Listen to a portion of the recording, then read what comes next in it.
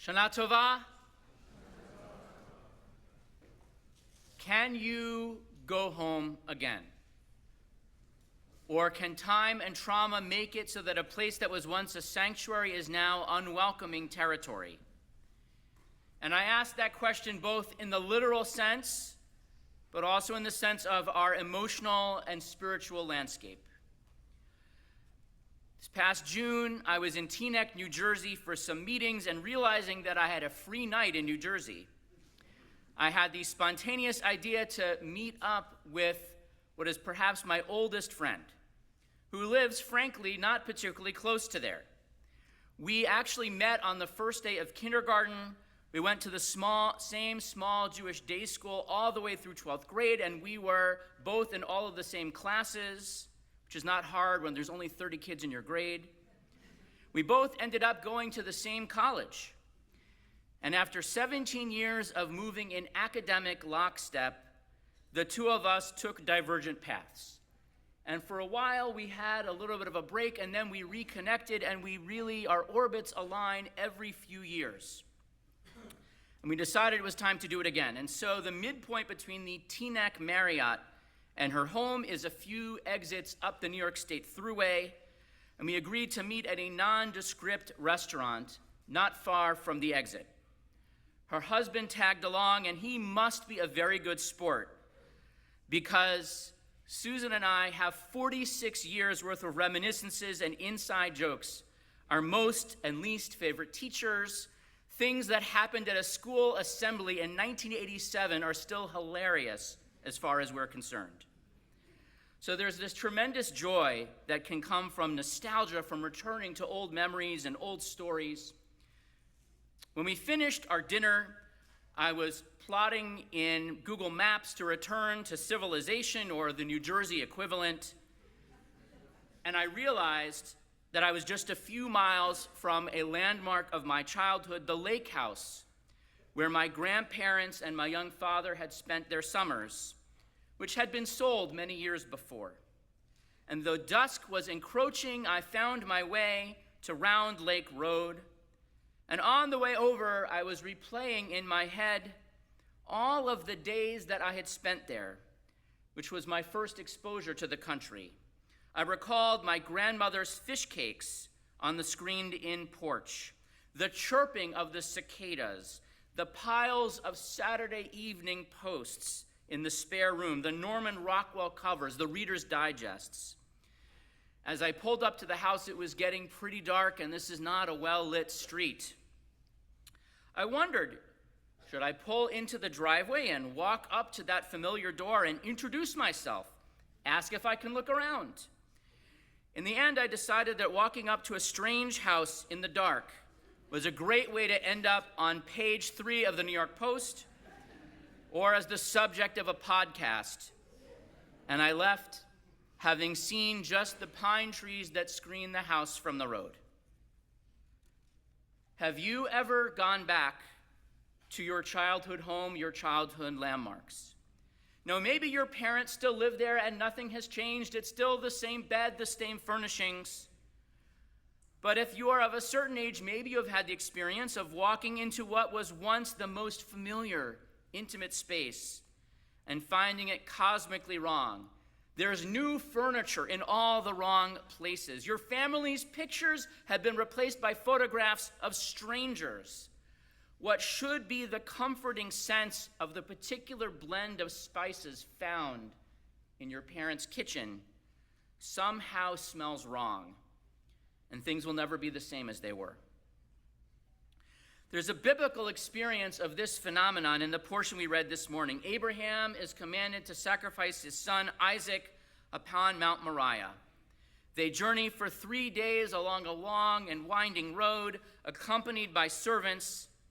But then there comes a time when it must be just the two of them. They leave the servants behind and they climb the mountain, just the two of them, schlepping the wood, the flint, the knife. The Torah tells us, Vayelchu shnehem yachtav.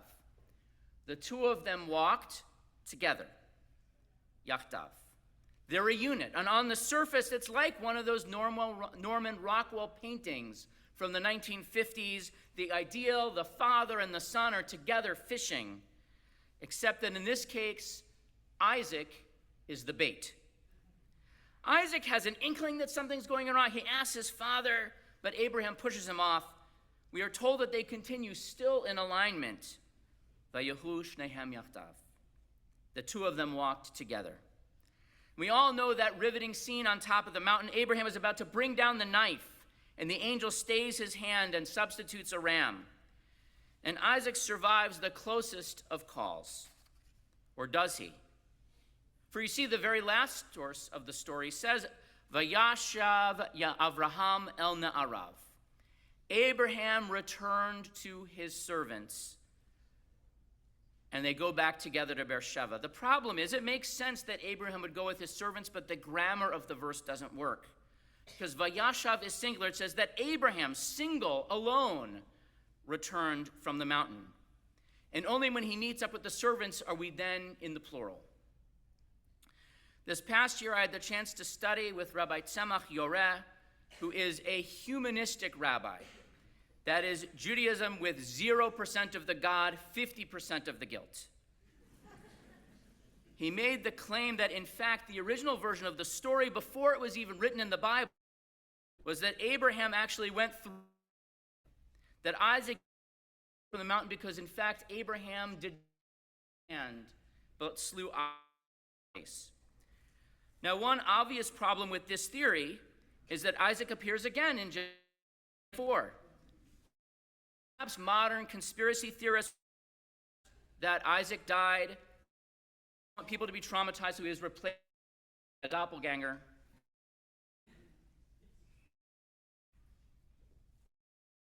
There's another thread. It is not just ancient or recent heresy. There's a thread from the Talmud through later Midrashim, like Pirkei Rabbi Eliezer, who agree that Isaac was killed, but say no, God miraculously brought him back to life from the ashes of the sacrifice.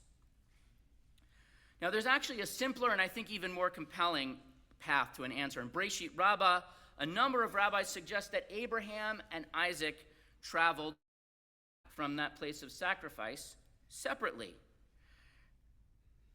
Let me play this out for you. If you are Isaac, having just been released from the altar, and Abraham suggests, let's go on another walk together,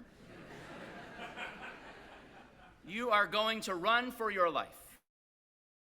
Let's go, we're going to make a sacrifice. Not a second time. Now, has a few things in Genesis. He gets married, he has, but none of it is with Abraham. Isaac's presence is not mentioned at his mother's funeral in Hebron. When Abraham sends the servant to find a wife for Isaac, the servant returns to find Isaac, not in Abraham's old haunts like Hebron or Bethlehem, but on the road from a place called Be'er Lachai Roi. Now, Isaac has two children who are age 13 when Abraham died, but they never call, they never write. We never see Abraham meet his grandchildren. Isaac's only subsequent to appear in Hebron to bury him, and then to Be'er Lachai Roi. It is not a stretch to imagine, it says, after what happens, go home again. The trauma of that place is too great. And maybe some of you have the same experience. Cultures, different value systems give us different perspectives on this question. What do you do when a place is tainted? Does that close off for us? From the perspective of America, the answer is often yes. Cases of death are often taken out of circulation. I research what has happened to all schools where there have shootings. Now, the fact that there is a Wikipedia entry for school that is as many pages long as it is in itself an indictment. But if you look, the school buildings in Sandy Hook, Connecticut, Uvalde, Texas, and Parkland, Florida have all been demolished. I can't blame families for wanting to send their children to a place where there was so much death. Many of you know that I was the rabbi of a congregation that was located very close to the World Trade Center. My first day was September 9th, 2001, and on September 11th, almost 3,000 people were murdered in that place. There was nothing left of the buildings, the surrounding area, and there were many years of wrangling. What should we do with this place? Now, you couldn't leave some of the most expensive real estate in the world open, but there was an agreement that the area immediately surrounding the Twin Towers would be a memorial, and the outline, the footprint of the towers, would not be built on again. That is not the Israeli mentality.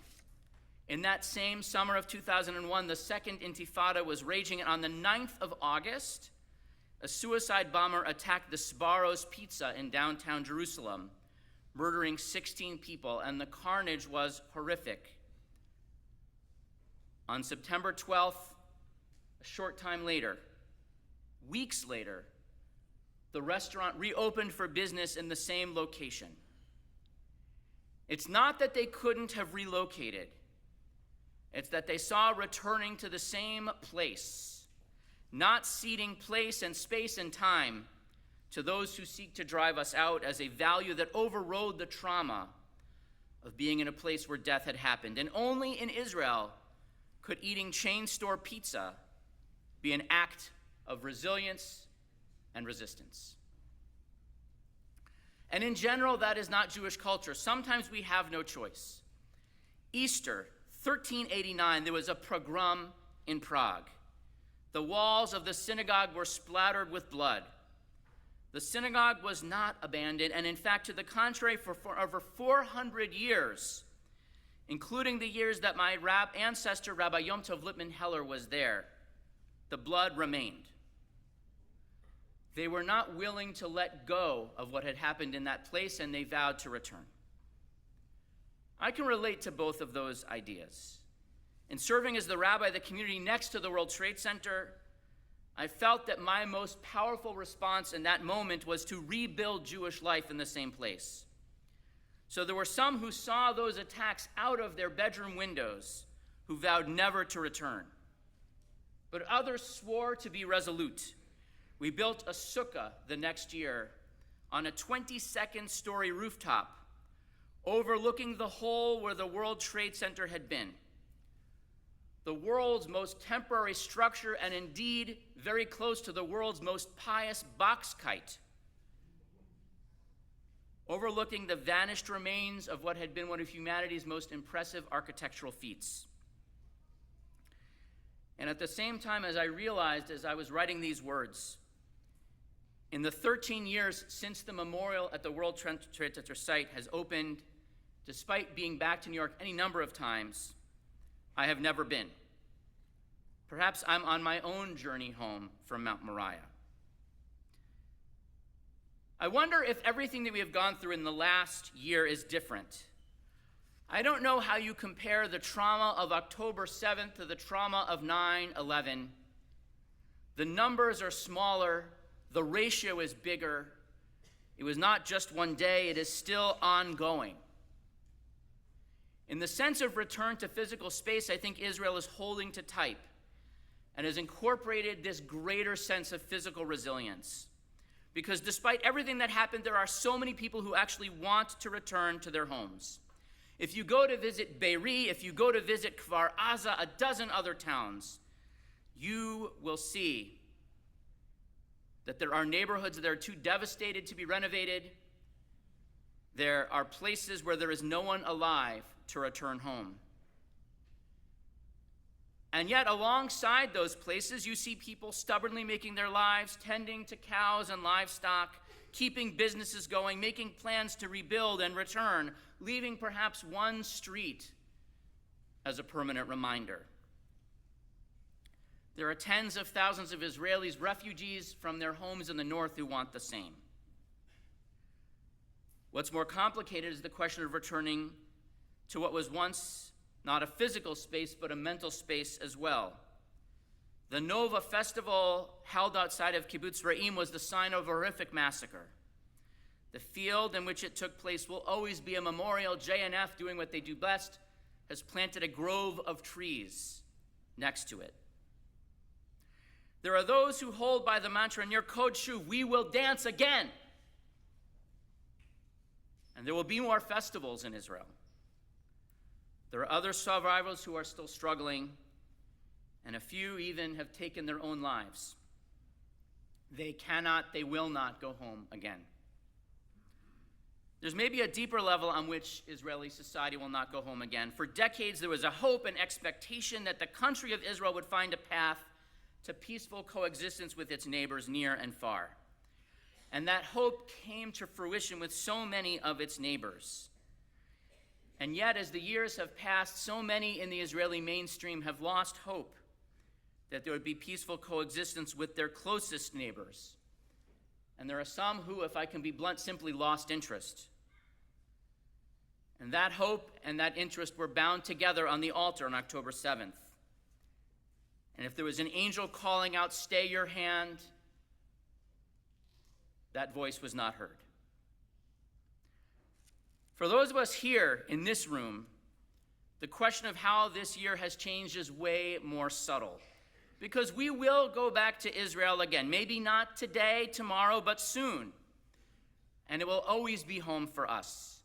Here at B'nai Torah, we're already starting to think about what mission a group we're going to send in June, and maybe it is a mission of volunteering and solidarity, or maybe it's a family bar mitzvah trip. I don't know. But we know that from now on, there will be additions to the standard tour. Masada, Yad Vashem, and now there'll be a half day where you go to pay respects at Kfar Aza or the Nova site. And there are many who even more now than ever see Israel as home. If you want to make Aliyah, you need a letter from a rabbi saying that you are Jewish. And I've written way more of those letters in the past year than I have in many years previous. At the same time, I think a lot of us have found that we cannot go home closer to home. So Harvard was a place where a surprising amount of my Jewish identity was formed. It was where I realized that I wanted to be a rabbi. It was where I learned a lot of what I know about what it is to be in community. And I was there at the high watermark, perhaps, of Jewish life at Harvard. The quotas of the 20s had been erased. The Jews were 20% of the undergraduate campus. As an undergraduate and then as an alumnus, I had never felt uncomfortable wearing my kippah on campus in Cambridge until this past fall. We were there for Shabbat. The first rounds of protests were starting up with an administration that was ineffective at best at keeping order on campus. Walking past a protest moments before Shabbat, I felt for the first time I did not want to risk a confrontation. I did not know what I would do if someone called out, "Hey, Jew!" It wasn't the end of the story. I ended up having a chance to talk for a few moments to the now former president of the university. I joined advocacy groups. Last fall, the opening convocation, even before October 7th, had been interrupted by protests. And so this year I went back and I served as a marshal, which is like a glorified usher, to make sure that in my small way I might keep the peace. I was home again and Jewish life is thriving. But it will be a long time before I walk on those paths in that yard and feel like I am truly home. And there are campuses where things are great. There are campuses where things are fine. There are campuses where it is at this moment not really safe to be a Jewish student. Who would have thought that the better your college's football team, the better it would be to be Jewish there? But by the way, it's not just on campus. I talked to so many young people in their 20s and their 30s who woke up on October 7th to find that they no longer have a home in the physical, in the virtual communities, that their friends have turned their backs. We were interviewing this past year for a position, and I was surprised, here at the synagogue, I was surprised how many people who sent in a letter of interest, a resume, said, I love being in the corporate world, but I just don't feel comfortable being Jewish right now where I am. Maybe it's time to come home. I speak to people who find their professional unions no longer a safe place to be Jewish. People being canceled, authors and scholars, unless they step away. This kind of not being able to go home is in itself, though, in a weird way, a homecoming. Because October 7th was actually back to the future. It was a return to a past.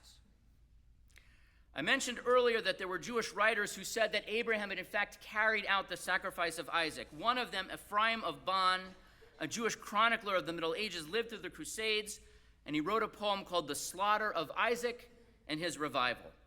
He compares those who were murdered by the Crusaders to Isaac, bound on the altar, and begs, Abraham, God, you called out to Abraham that you were creating a covenant with him because he was willing to sacrifice his son. We actually sacrificed ours.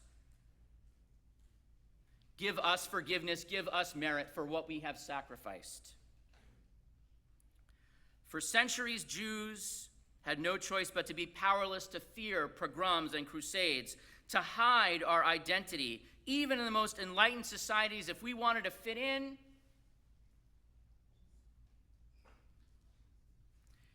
and then after the Holocaust, we decreed never again, we will never go back. The walls of a synagogue would no longer be splattered with blood as they were in Prague. But Jewish history has always been full of cycles, of spirals. And in 57-84, we were dragged, kicking and screaming, back to the altar where the knife is about to fall.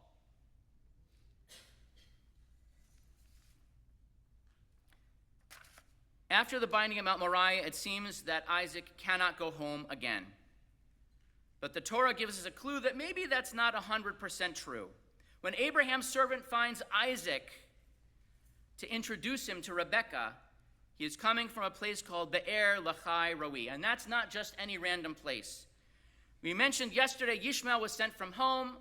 Ishmael almost died, and he was saved in a place called Be'er Lachai Roi. By sending Isaac to the place of his brother's travails, is the Torah hinting to us that the brothers have a rapprochement? In Genesis 25, when Abraham dies, this is almost 40 years after the binding, Isaac and Ishmael have a reunion to bury him together. I wonder what Shiva was like. And by the way, you know that Ishmael is attributed to be the ancestor of the Arab tribes, is attributed to be the spiritual father of Islam. And if you look at the Bible, we generally don't get along with family. The descendants of Lot and Esau, the Moabites, the Ammonites, the Edomites, the Midianites, Amalek, all of these nations that are our cousins are the ones with which we had the most strife. But with Ishmael's descendants, we had an understanding that lasted through the end of the Bible. Sometimes you can go home again, it just takes time. Right now, it might seem with our hostages in the tunnels of Gaza and missiles raining down on Israel that we are impossibly far from peace. But frankly, I don't know that we're any further away than we were last Rosh Hashanah.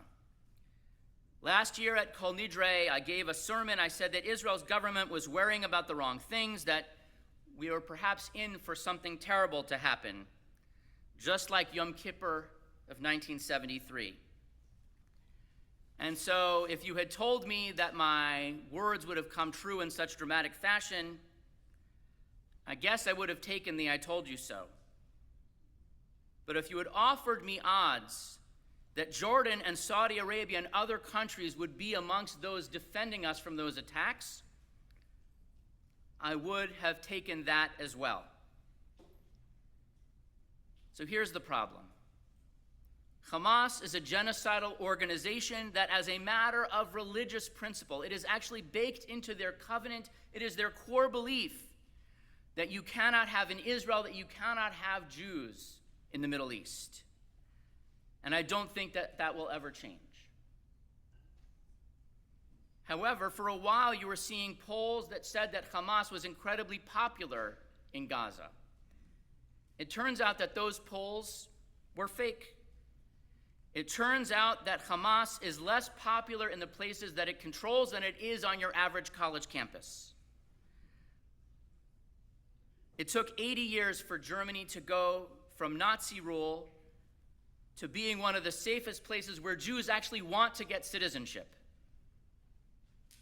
Iran has been ruled by extremists for 50 years, but every revolution has its counter-revolution. It may take generations, and maybe we'll still be having the exact same conversation when I'm 64. But back in the USSR, Lenin said, there are decades when nothing happens, and then there are weeks when decade happens. This week has definitely been a decade long.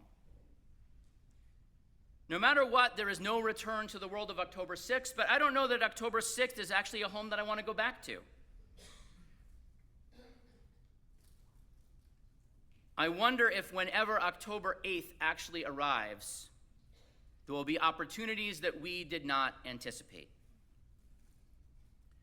Rosh Hashanah is a day for thinking about the problems of the world, but it's also a day for focusing on our own selves, our own souls. We have homes we can't go back to, and maybe that's literally true. You go back to your childhood home and your parents have turned your room into an office or an exercise room, or maybe the house isn't even there anymore. Or maybe it's true on a deeper level. Maybe there are relationships that are broken. Maybe there are parts of our lives that are closed off because of illness or loss.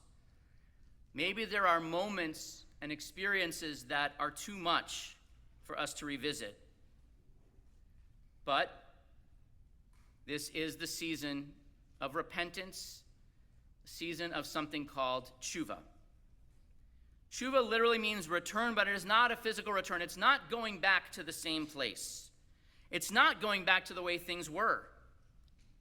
Because, by the way, if your house is washed away by the storms of life, you may not be able to rebuild on that exact spot. But tshuva says that if you return to God, there will always be a place. At this season, we read Psalm 27, which says, "One thing I ask of the Lord, I want to live in the house of the Lord forever." I want to live in God's house. I never want to leave God's home. I want the stability of the temple. That temple, by the way, built on Mount Moriah, where Isaac was almost sacrificed. That place where Isaac left never to return is actually the place of pilgrimage for generations just above the Wailing Wall today. But in the end, that's actually not what we ask God for. We ask God, the psalm continues, He will shelter me in His sukkah on an evil day.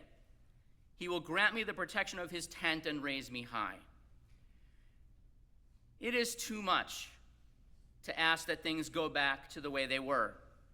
No home is forever. After all, a sukkah is the most temporary of structures. It should only last a week. Although the sukkah that we built on the top of that building overlooking the World Trade Center, the next year before we built that year's sukkah, we had to take down the one from the previous year. One of the most haunting images for me last October was the pictures of these towns and villages where people had put up Sukkot for the holiday, and there was no one to come take them down. Reminded me of late September 2001. You went to the commuter parking lot, and you saw the cars that no one would be coming to drive home.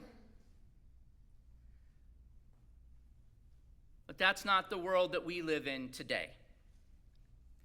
22 years ago, that sukkah that we built overlooking the shelter of Ground Zero was buffeted by the fall winds of New York. But it was a powerful shelter for those who needed it. You can't go back to the same house. A house, if it is knocked down, even if rebuild it to the same specifications, even if, like London Bridge, you take it and move it brick by brick, it's not the same house. A sukkah, you take it down, you put it up the next year, there may be new paper chains, but it is the same sukkah the next year. God doesn't promise us that we can go back to our old homes. God doesn't promise us that the physical houses will still be there. God promises us that if we want to come back, there will always be a place to come to. I never got to see the inside of the lake house, but I did get to recapture something of what home was 40 years ago. Isaac was never the same after his binding on the altar, and after October 7th, the world will never be the same. Isaac did not walk together with his father the way that he once did, and we will never go back to the way things were on October 6th. Isaac did not go back to Beersheba with Abraham. Sometimes we cannot go back to the places we once were. But when Abraham sent a spouse to Isaac, bringing comfort for Sarah who had passed, Isaac accepted that gift. And so maybe with God's love, we can find places where we are safe. Isaac found his way to life and even to love in Becher L'chai Roi. After decades and death, found an unexpected friend and perhaps even a home. Shana Tova.